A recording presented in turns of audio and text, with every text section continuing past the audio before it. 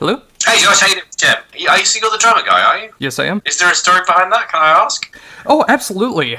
It came back from when I was playing in cover bands in my local area, and people didn't learn my name. They kind of knew my name, Josh, but after a show one night, a drunk woman came up to me and said, "Hey, you're that drummer guy, aren't you?" And I took offense to it at first, but then it's just like I learned to accept, like, when someone goes to see a band, they're not exactly going to learn everybody's name. They might know the song that you do or the band that you play in, but they're not necessarily going to know you. And when I started up doing my radio show and interviewing bands, I wanted to make sure to interview bands and make sure that people actually know who they are. So that drummer guy interviews, say, Jem Godfrey from Frost. I'm a keyboard playing guy, so that's fine. So between the pair of us, we can start a band. Oh, I would love to be able to play with you. That'd be fantastic. Okay, should we go for it? Yeah, let's go for it. I'm good to go.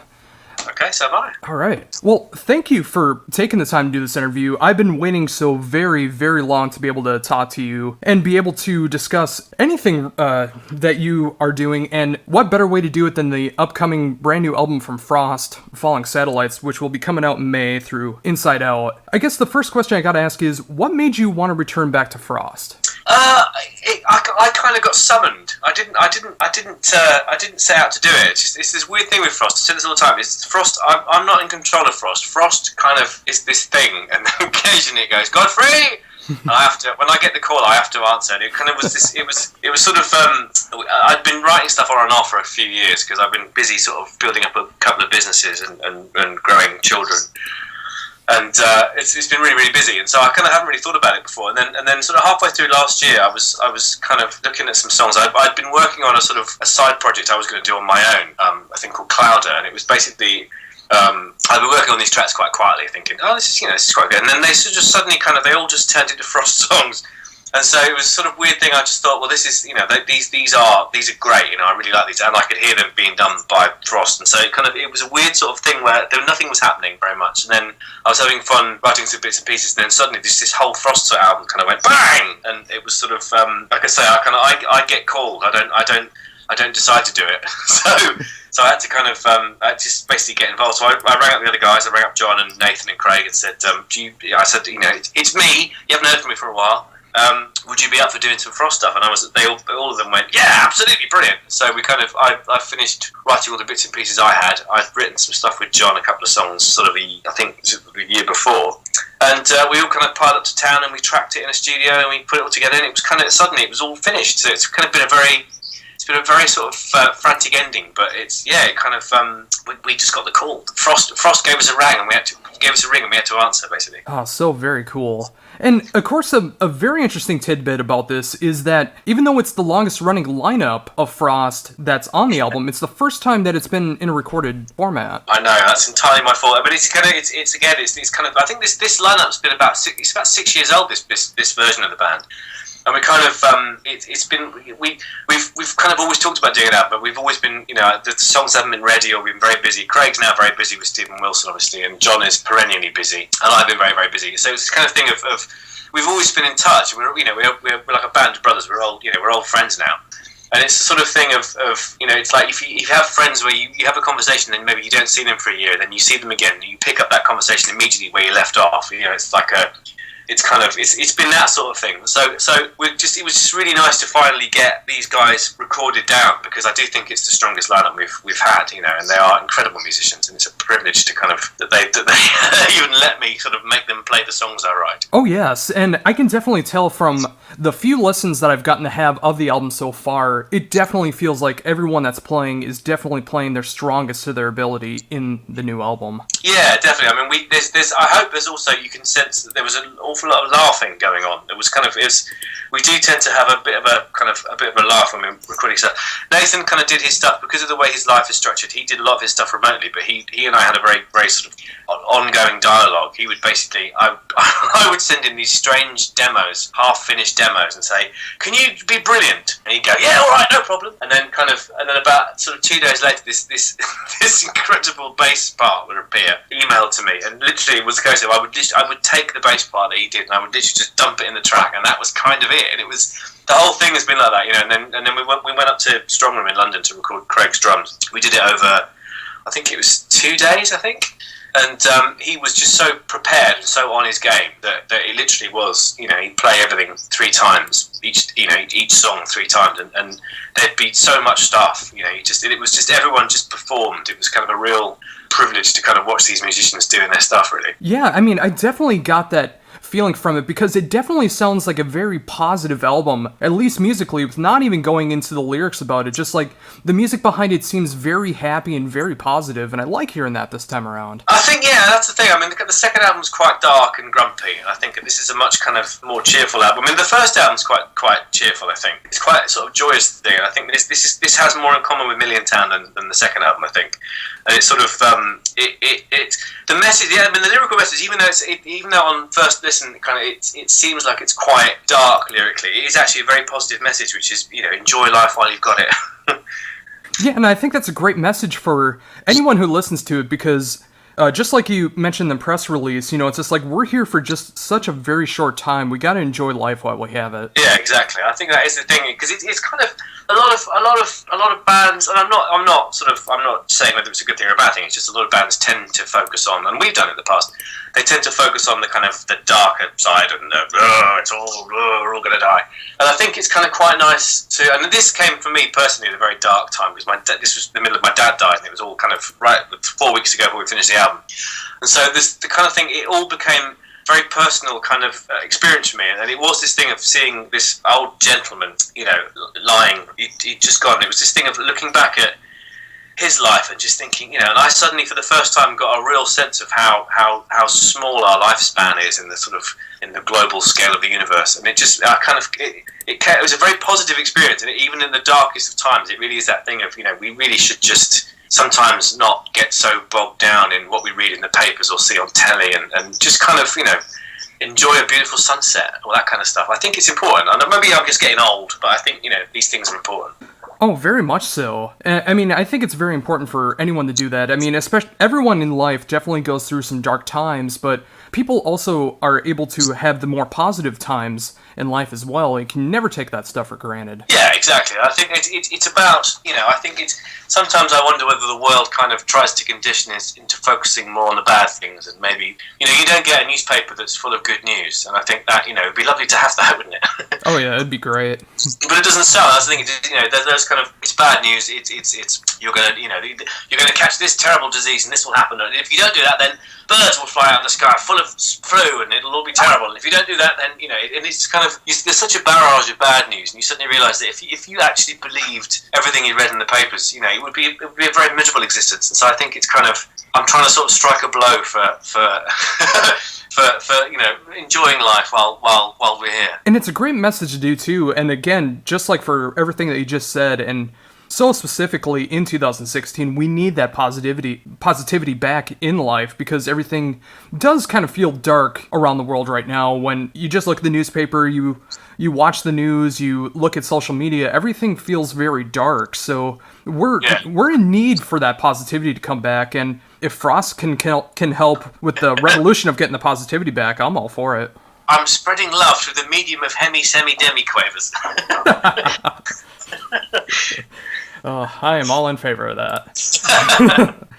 So, with all of the dark things that were happening during the writing process and before the recording process for the album, do you feel like the album would have been different had those things not happened during this time? Well, the concept of it was set sort of last year. You know, it was going to be about somebody, you know, at the end of their life, looking back over their life and thinking, do you know what? You know, sort of recounting moments, instances in their life, their history, and sort of thinking, it's, you know, I'm just glad to have been alive, because if you think about the astronomically infinitesimal chance of actually ever being born, you know, it kind of, it's a pretty wondrous thing, life, I think. And so this story was basically going to be about that, and then obviously everything happened with my family happened, and then that story suddenly became incredibly personal. It was almost like it was teaching me a lesson to kind of, it's all very well me saying these things, but do I actually believe it? And then this has kind of been quite a good way of me practicing what I preach in many respects. Yeah, and sometimes it does take that as well to be able to see that positivity in there and have that more personal aspect behind the music that you're writing. Yeah, I mean, Frost has never been autobiographical. I mean, this isn't necessarily an autobiographical sort of piece of work, but the previous Frost albums have been always completely fictitious. And this was the first one where there are a few lyrics in there which are absolutely of a personal nature, and it kind of, I don't know whether that's changed my perception of it, but I just think it's a much more honest album emotionally. I think there's only so many songs you can have about dragons and zombies, and I've done that, and I think now this is a bit more of a human kind of story. Yeah, and it's going to make it that much more relatable for those that are paying attention to the lyrics and enjoying the music as well. I hope so, yeah, I hope so. So I noticed that the last 6 tracks that are on the album make up a very long suite known as Sunlight. What made you want to split them into 6 tracks rather than having them be one long epic? Well, I think it's because we did that with Million Town being a 25-minute long song. I remember, this is in the days before MP3s were sort of prevalent. I remember if I wanted to get to the bit at 16 minutes, there was an awful lot of pressing fast forward on the CD player. In my car, holding it down for like 3 miles, going, come on. So it's kind of like, I think I wanted it to be able to, if you liked a certain part, I wanted to be, you could skip to that part. I mean, because Marillion did it with Misplaced Childhood and Clutching at Straws as well. I quite liked how they had this thing of, it was definitely a continuous piece of music, but you could kind of jump about, and each song, as a result, kind of, it had more of an identity, more of a kind of a sense of it being a song in its own right, rather than being a passage from one place on the way to somewhere else. And I kind of was always really inspired by how Marillion did that. So I basically just tried to rip them off. Yeah, that's a great way to do it too. I mean, like I've always been an album guy where I want to be able to listen to an album from start to finish, but I do love that idea. Like if you specifically like one part or one track in something, being able to just skip right to that part and be able to enjoy that part, that's a great way to do it. Yeah, and also if you like a specific song, you can sort of have that. They can take that little bit, and that can be on your iPhone when you're listening to stuff, and it's kind of having to do your own edits. You can just take the bit you like. There was always a track on Clutching at Straws called At That Time of the Night, I think it was called. And that was always a bit that I really, really loved. And I remember that was always, I would take that bit, and that would be on my Walkman back in the day. And it's kind of, I think it's that thing of it's great to listen to something from start to finish, but I didn't want to necessarily sort of force people to have to do it, because it's, I think these days people think in much shorter time frames. Oh, very much so. I mean, I think that comes from a lot of social media, especially these days, when you have programs like Instagram where you can take like 10-second videos, and then most things that you read on Facebook or Twitter are cut down to basically just the headlines. It does come to music too, where they just want to hear a snippet or a chorus or something like that as well. Yeah, and you kind of hope that if they hear that, they think, "Oh, I like that," and it might draw them in, to listen to the rest of the album. I think that's kind of it's more. Society seems to work, as I say, still work in smaller time frames, so it's just sort of trying to fit a long song in that kind of shorter mentality, I think. So it's at the same time, if you want to listen to it from the start to the finish, you can still do that, but you have the option to have little snippets if you want. Oh, very cool. So I also noticed, I heard it first before I read the press release. It definitely sounded like a guitar solo that I remembered. How did you get Joe Satriani on the album? Well, I toured with him. I played keyboards for him and Steve Vai for 3 weeks, I think it was, about 3 years ago. Mm-hmm. Where they did a G3 thing across Europe, and I ended up playing keyboards for them. And I depped for Mike Keneally on the Wormholes album tour. What's it called? Black Wizards and Wormholes? I can't remember what it's called. But Mike couldn't do 2 shows in the UK, and I, by a very strange and random route, ended up getting asked to do it. And so I've kind of known Joe for a few years now, and he's a lovely, lovely guy. He's just the sweetest bloke. And he kind of when we were on tour, he was aware of Frost vaguely, because I was explaining what I'd done, because we didn't really know each other. And so I came off the bunk one day and found Joe in the lounge, looking very perplexed at his laptop. I said, "What are you doing? Are you all right?" And we used to do these things called Frost reports, which were these sort of fairly anarchic sort of little films that we would shoot while we were doing the video or we were on tour and stuff. And he'd found our YouTube channel, and he said, "What is this? What are you doing here?" So I think he was kind of quite. Charmed by it, because I think we were basically just, it's that sort of British humour thing. We were just basically being very surreal and odd. And I think he warmed to that, and so he was kind of I wouldn't say a Frost fan, but he certainly, I think he liked the mentality of the band and what we got up to. So when we finished the tour, I said to him, and I said, I'm sure everyone asks you this, but would you, have you got any time? I've got this section that would just be so brilliant for a solo from you.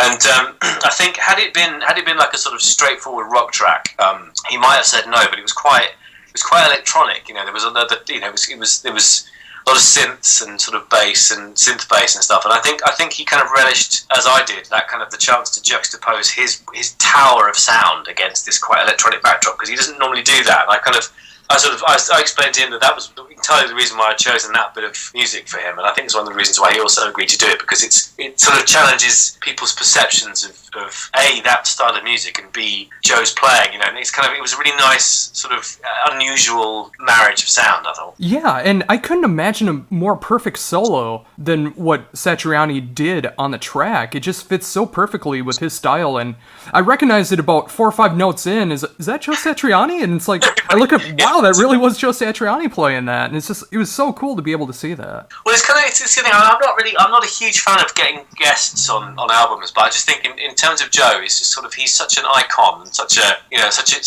extraordinary sort of guitar talent, and again, it's one of those things that he doesn't lend his playing to many sort of projects.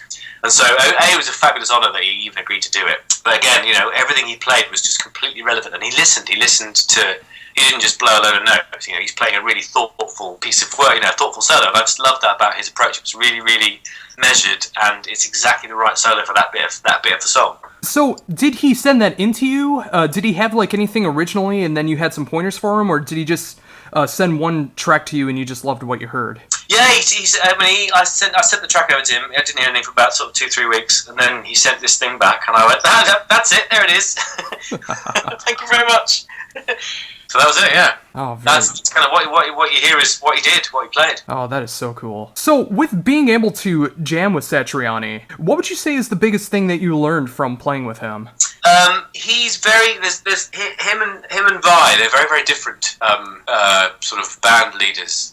Steve Vai is very mathematical. Well, Joe is mathematical. Steve is more sort of mathematical in so much as there is a sequence of notes you are required to get through, and you will do that. And that's great. That's a very good discipline. That's the kind of Zappa way of thinking of it. Oh yes. Joe is more kind of he's more organic, I would say, in terms of how he plays. I mean, he would say, we will start, we're going to just jam this out a bit. We'll do 16 bars in Lydian noodling, and then we'll all kick into, whatever the song would be.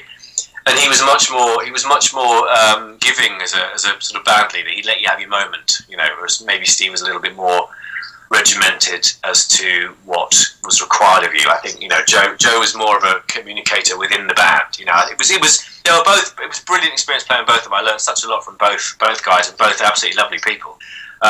As I say, Joe probably had more of that, as you would know. It's when you're in a band and you're jamming somewhere. It's much more of a two-way street, I think, with Joe. Oh yeah, I mean, definitely two different mentalities of thinking with Vi being more of the mathematical and going note for note, and Satriani being more of the jam and organic kind of style. I think both are very good to be able to do, because it helps you think in different ways. When you're just used to doing things mathematically, maybe you're not as good as just being able to jam through a part without writing something down.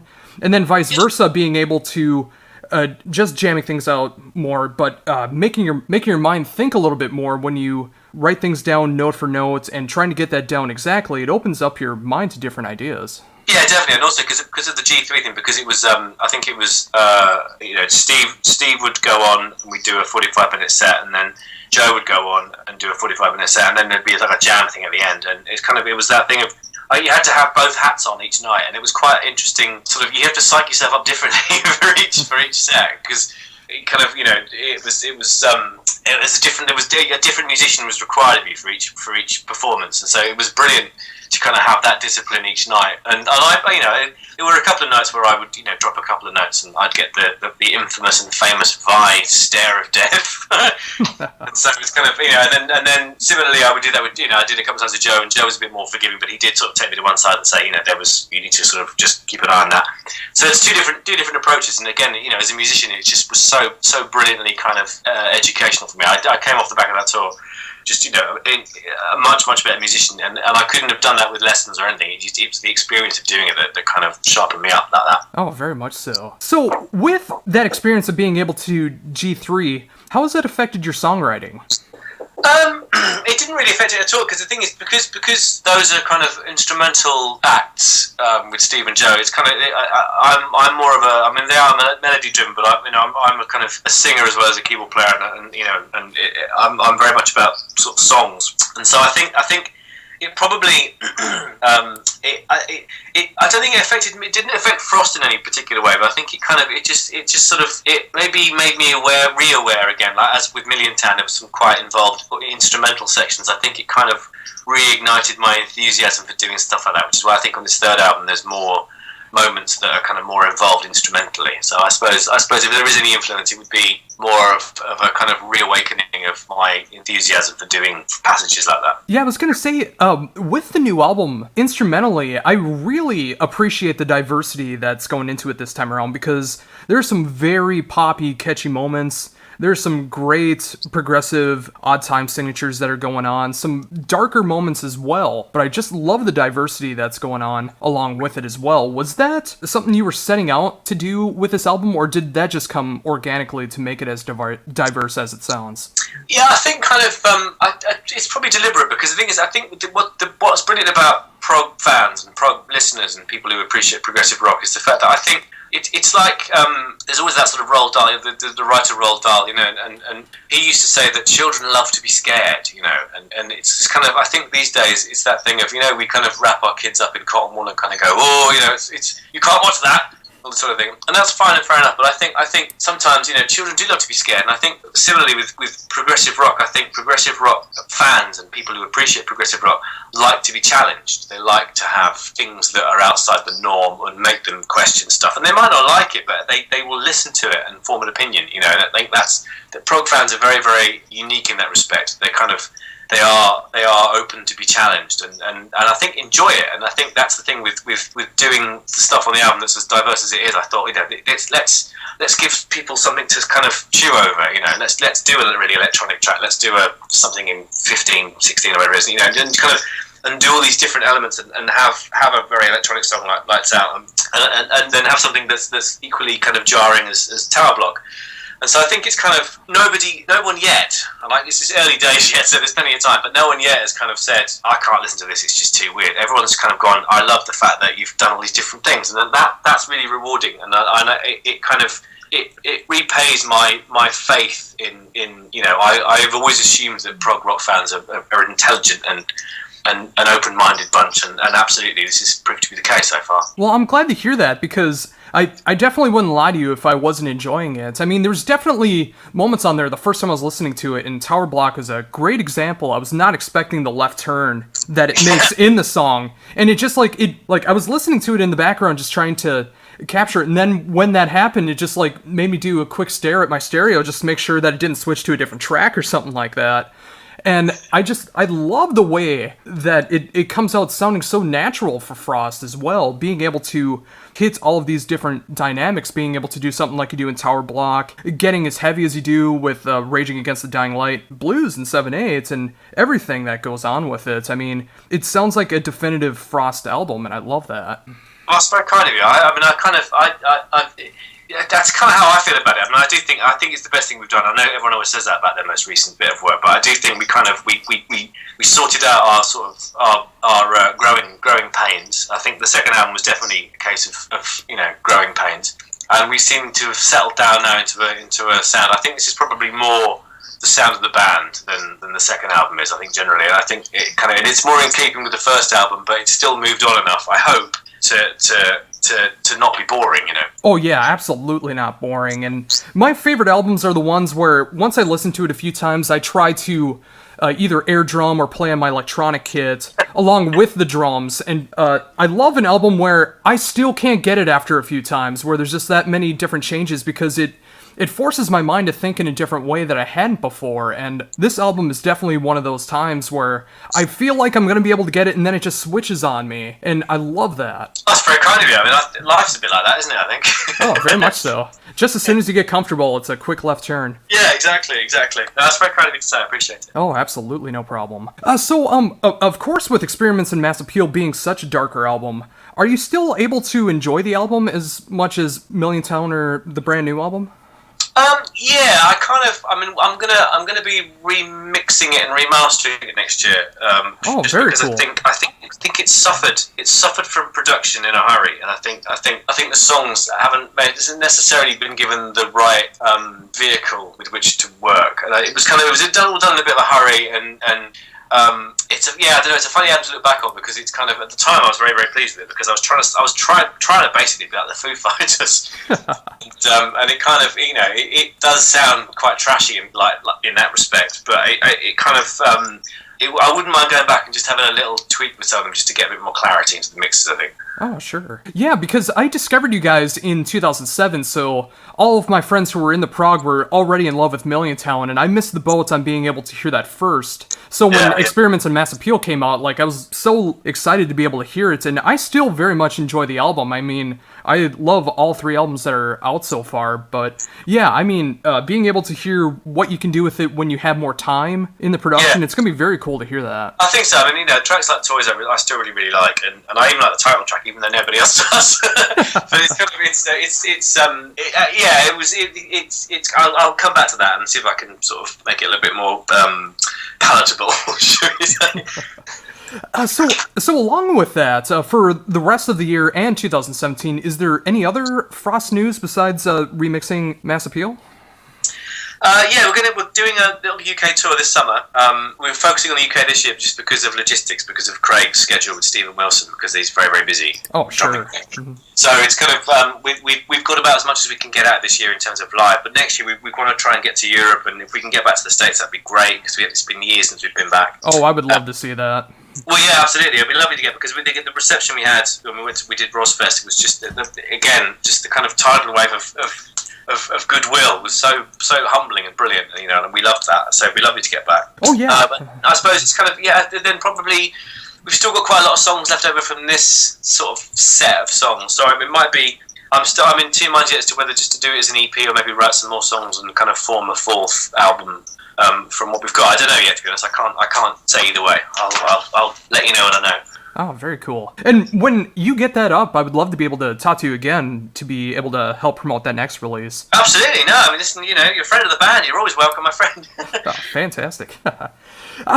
Speaking of that, music that did not make it onto Falling Satellites, is it in the vein of what's on the album, or is it just drastically different, or how would you describe it so far?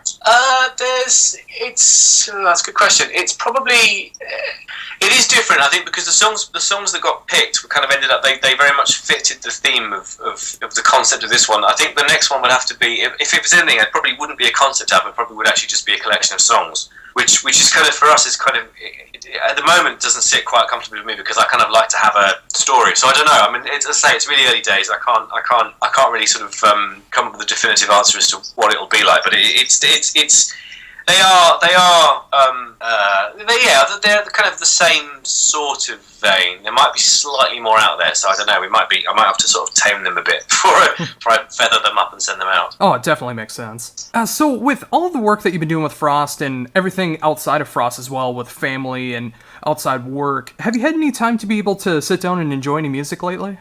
Not really. I mean, I was listening to some stuff for reference, just because when you're sort of in that final stage of mixing, I thought I'd better listen to what some other people would do, just to make sure I wasn't just going totally off on a tangent. And I haven't really sort of listened to stuff in huge detail. I mean, I'd love to sort of delve into what Prog's up to at the moment and see what I kind of need catching up on, because it's because I'm doing music all day and then gigging and stuff. What I tend to do is once I've finished in the studio, I tend to not listen to music. just because my head's so fried after a day of doing drum programming and stuff. So it's kind of like it's a difficult one, and I would like to listen to more music, but there are just sometimes when I just just in the car, silence is such a lovely. And I've also got 4 young kids under 10, and the amount of noise they can make is unbelievable. So it's kind of like, if I ever get a chance to have a quiet moment, I tend to sort of go, that's better. So yeah, no, I will check out some music, but I haven't done it yet. Have you got any suggestions? Anything I should be listening to? Actually, it's an interesting question. I guess usually when someone asks me that, I always just ask what type of music that you'd be looking for. I love everything except opera. Opera, okay.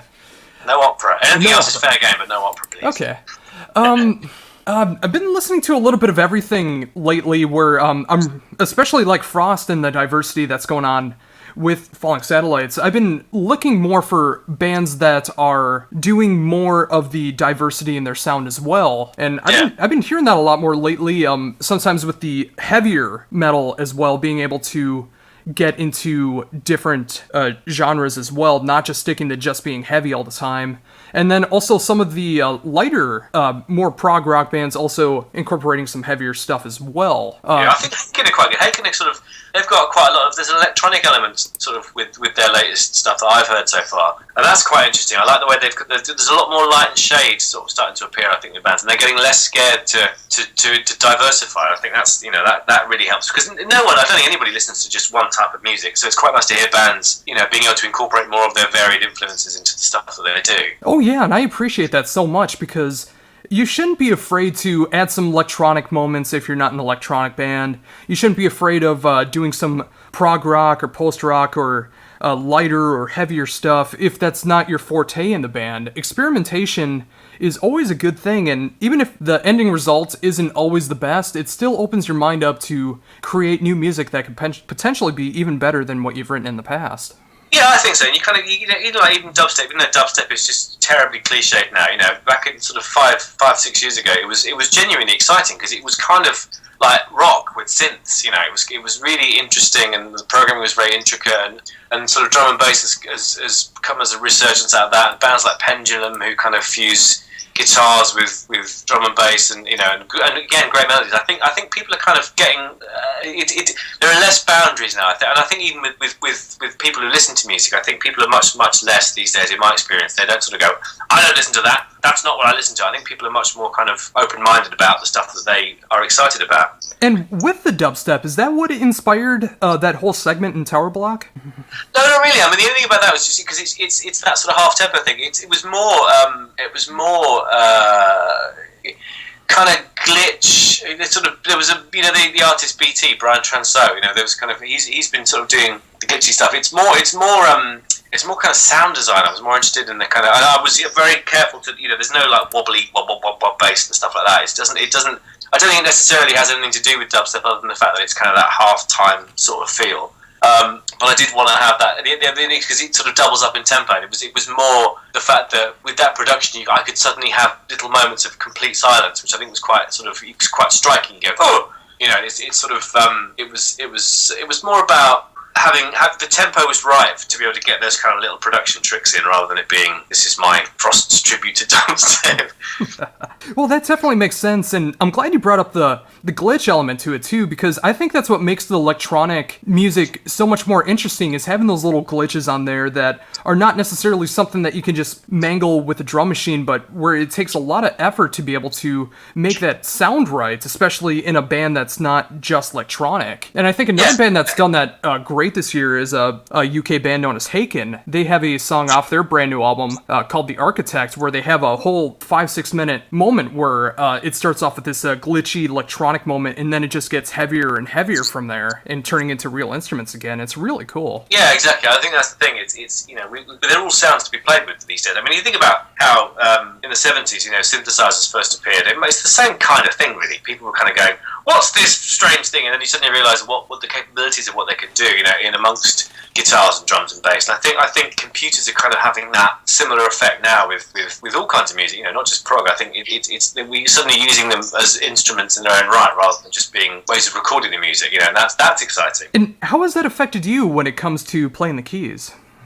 It hasn't really because it's kind of it hasn't really affected it in terms of it helps me sculpt a sound. It's much easier for me to mix stuff. I mean, I'm still playing the keyboards. I'm not sequencing sort of solos and stuff. Sure. I am playing them. So it's kind of it just probably if anything it just makes things easiasier, you know, because it means I can do most of it at home in my studio rather than to go somewhere else. I think it just kind of and also you can recall stuff, you know, if you're like with Tower Block, that whole difficult that fiddly middle section, start section, that was kind of about a year's worth of you know, open up Pro Tools, do an hour, and then run out of ideas, go and do something else, come back a couple of days later, and this, you know, I could recall the session, it would all still be there. So it was you know, you couldn't do that in a normal studio, or in like an old traditional analog studio. So I think they enable you to sort of really fine tune bits of music if you want to do that, and I think that's kind of why that section works, because it's about a year of my life. Oh, so very cool. And yeah, it's just, even though it's a little bit of territory that I'm not that familiar with, I love hearing that segment in there, and it's wanting me to go out to check out other styles that have that element to it as well, because when you discover something that you're not that familiar with when it comes to music and you start to enjoy it, it makes you appreciate it that much more, and I have Frost to thank for that. That's very kind of you. Thanks very much. It's kind of, I don't think I couldn't do a whole album of that would be too much, but I think, you know, it's only like a minute and a half, I think, and I think that's enough. If anything, there was a tiny bit of it in Black Light Machine where there's a little sort of stuttery breaks. There was two of them. So that kind of, in a way, I sort of see Tower Block as a sort of little brother to Black Light Machine, right? I can start to see that now that you mention that. It's like it's going off of my mind right now. I could kind of see that. Yeah, they're definitely, I think they are related, maybe cousins. So going outside of the studio and going into a live setting, how do you imagine the sounds off Falling Satellites being able to translate live?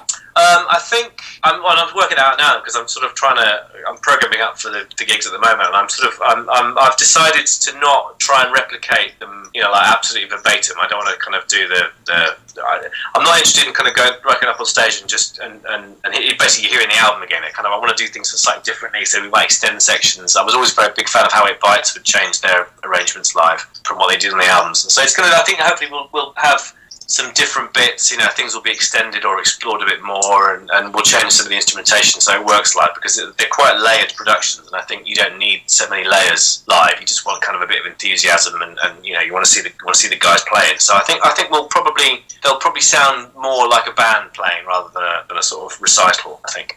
So all of the songs that are on Falling Satellites, are all of those possible to be played live at this moment, or are there any songs that you're just focusing on just to play for now, or how are you going about that? I don't think we're going to do Tower Block.